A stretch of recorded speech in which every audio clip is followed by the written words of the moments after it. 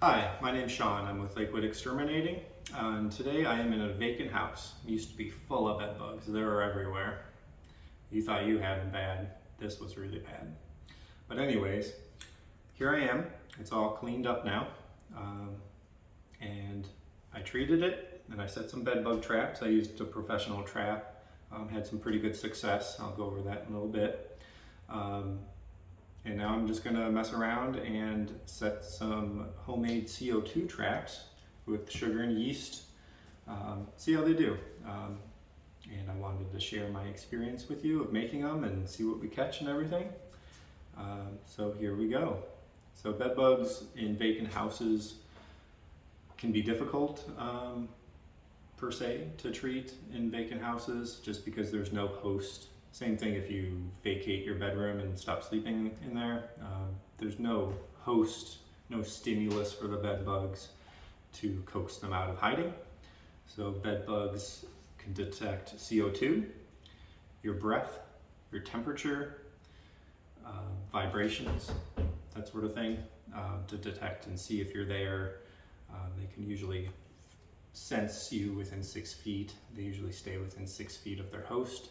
Otherwise, they have to climb things to kind of pick up on those signals. So there may or may not be some bed bugs in here left, but we're going to find out with these traps. And I'm going to show you how to make them. I thought it was kind of interesting. I made some already and set them around. So I kind of left one open here. So it's not all that cheap. I was thinking it would be, usually when you think of DIY stuff, you think of, oh, that's pretty affordable. You can make it with stuff around the house, but I'm not going to use my sugar and yeast and my measuring cup that I have in my kitchen, so I bought some new stuff. And I thought it'd be a good idea to, see how much it really costs to make a DIY bed bug trap. So, I bought enough stuff to fill a whole house with them. So I got, 4-liter bottles and stuff like that. It cost about $200. So I would vouch to say that the professional ones that I used are a lot cheaper and perhaps more effective. I did have a good catch rate on these things, so but we'll see. If you need to catch some bed bugs or monitor, it's a good way to do it, I guess. There's a lot of videos on YouTube about it, so I thought I'd share this one. So you start with just cup. You mummify it with athletic tape to give it some texture to crawl up. And then you put some baby powder in here. I just poofed it in and it kind of stuck on the sides there. I guess you can mush it around a little bit if you wanted to, but that gives them some texture. They climb up and then they can't climb out because the baby powder makes it too slippery. And then mix up some stuff. You put the slurry in here. You get a cap with a little 1/4-inch plastic line, poly tube line thing, and then this sugar yeast stuff gives off CO2 out of the tube, goes into the cup. The bed bugs can detect it. The CO2 is heavier than oxygen or whatever, so it sinks and it kind of just overflows like a invisible waterfall. The bed bugs can detect it. They come up and climb, they fall down and can't climb back out. That's kind of the gist of it.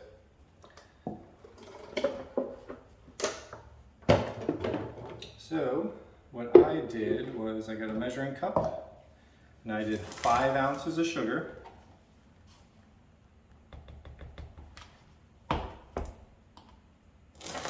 Then put it in the pitcher. And then I did 1 ounce of yeast. And put it in the pitcher. And then get lukewarm water. You want warm water, not hot water, to put in to activate the yeast.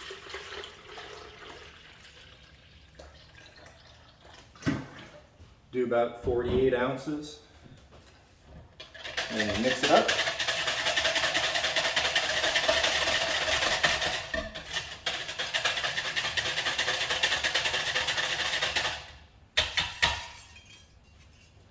All right, and then you get a funnel or whatever. You can use a pop bottle. Obviously the pop bottle things are smaller than this, but I bought a funnel, but it's a lot harder to use than it's just doing this.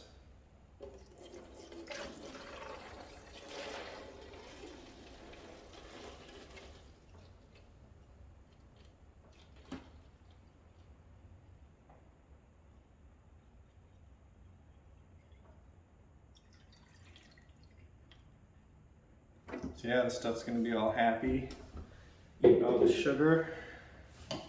So yeah, you take the cap, and then you can just take what I did was just poke a hole in the top of the cap with some scissors. You can drill it too with a 1/4 inch drill bit, but I wasn't fancy, so I just poked a hole in it, stuck the tube in, like a long little nippy, put some silicone caulk on top so nothing can leak out the cap.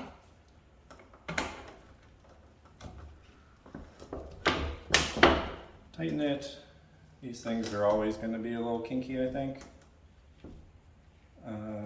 One thing I did too was cut this at an angle in case it sits in here. It doesn't like sit flush against the cup and then block the flow. So you got to bend it. It does have a mind of its own. That's the general idea. Sitting it there. I'm gonna have to work and bend, but I don't think you want to watch me do that.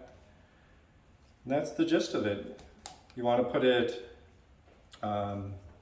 obviously you don't want to make it so the hose sits on the bottom where the bed bugs can climb right back out. You want to set it in a room that doesn't have a lot of airflow or in an area without airflow. And you want to set it where the bed bugs are going to be. Like I said, generally within 6 feet of their host. Bed bugs can detect your CO2, temperature, stuff like that, very well within 6 feet. Otherwise they have to climb things and kind of try to pick up some signals. So yeah, so good place without airflow, not close to heat vents or whatever. Head of the bed is a good spot. Next to the couch where you sit mostly is a good spot. Those are the 2 spots that I would concentrate on. And just keep in mind too, one, you don't want to vacate the spot where the bed bugs are feeding on you at, just because they can move to different areas. But also, this thing isn't going to be as deliciously attractive as you are, so just keep that in mind. You might want to vacate the area for a little while, set the trap and see if you catch something. Bed bugs, this is obviously a vacant house. It's been vacant for a while. They are definitely hungry and ready to feed. There's no one else in here, so hence the effectiveness of this and the other traps that I laid down already. They want to feed what's left over of them, and they'll go for the traps. So I set a couple in each rooms here. I'm going to switch out these little glue boards on these professional traps. I'll show you too. Then I'll come back in 2 weeks. These are about good for about 2 weeks, I'd say. Just don't overfill the thing, or otherwise it's going to bubble up and seep into this and then kind of go into your cup and make a mess. So make sure you leave a little bit of room. This might be even a little bit too full. Doesn't seem like it, but that yeast starts munching away on that sugar pretty good and bubbling up. So yeah, that's it for this. So yeah, you definitely want sugar, yeast that's not expired, a little whiskey thing to mix it up, some cups. Like I said, just because that CO2 will like sink out of that hose and just kind of fill it up, and it'll be kind of like a beacon. Nice measuring cup that has detailed ounces and stuff like that.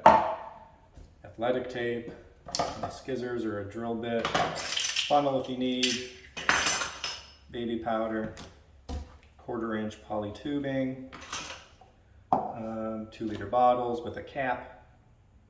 And I guess that's it. What I did with a couple traps was get some sticky traps, insect monitoring boards, and I just put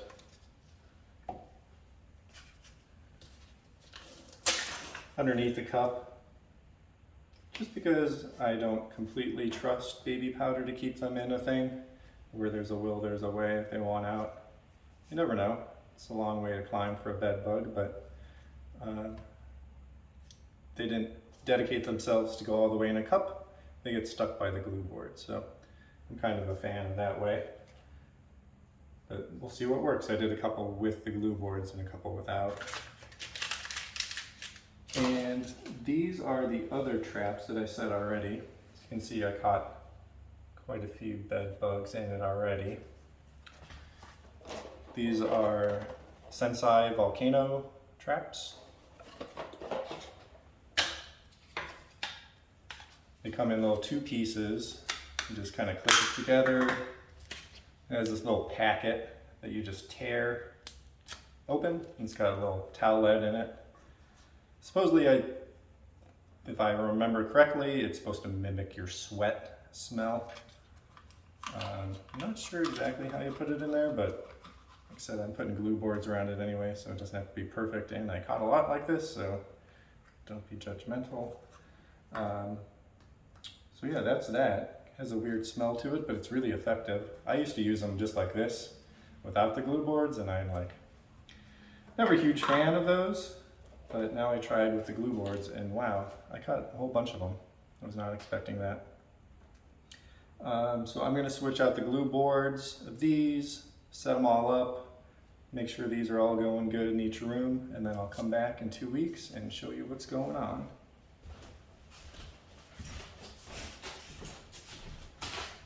Okay, so here we are inspecting the bed bug traps again.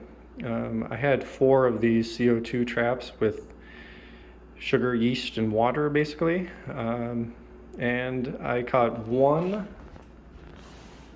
little guy over there in the corner. Nothing else had anything in them. So the other one that I used didn't have anything on it, so I just tossed it. And these ones, they got all basically nymphs. There's a couple larger ones on this one. There's one bigger one there, but these are all just little guys that they caught, which is probably all that's left over. Sometimes, I've seen videos where bedbug adults can weasel their way out of the glue once they get in it, so that might be part of the case, but I also treated this house a couple times too already, so can't be a whole lot left, but I think it did a good job collecting the remainders. I'm going to reset them and see what we get again, but I'd suspect we wouldn't really get much.